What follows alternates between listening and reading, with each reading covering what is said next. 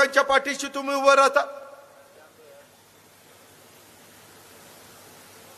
ते इतके दिवस आमच्यात होते, मला विचारलं की बाबा ते बी फॉर्म पाठवा. म्हणलं कशाला? म्हणले 53 लोक उभे करायचे, सगळे माझ्याकडे पाठवा. म्हणलं काय तुझ्या काकाच्या घरचं आहे काय? सगळे माझ्याकडे पाठवा, तू काय मालक झाला का? म्हणलं का पक्षाचा?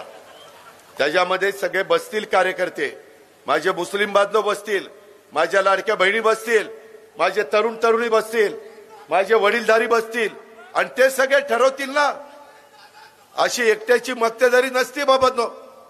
मी पण माझ्या पक्षाचा राष्ट्रीय अध्यक्ष आहे, पण तरी उमेदवार ठरवताना खासदारकीचे, आमदारकीचे, नगरपालिकेचे, महानगरपालिकेचे आपण 4 लोकांना विचारतो. ज्यांचा राजकारणाशी संबंध नाही त्यांना विचारतो, बाबा ह्याचं बॅकग्राऊंड कसं आहे. शंका आली तर पोलिसांच्याकडनं रिपोर्ट घेतो, बाबा ह्याचा रिपोर्ट कसा आहे ती सांग. नाहीतर लोक म्हणायचे काय तोंड वर करून बोलतोय आणि कसले दिलेत उमेदवार. लोकांनी पण त्या उमेदवारांच्या बद्दल एक चांगल्या प्रकारची भावना त्यांच्या मनामध्ये निर्माण व्हायला पाहिजे.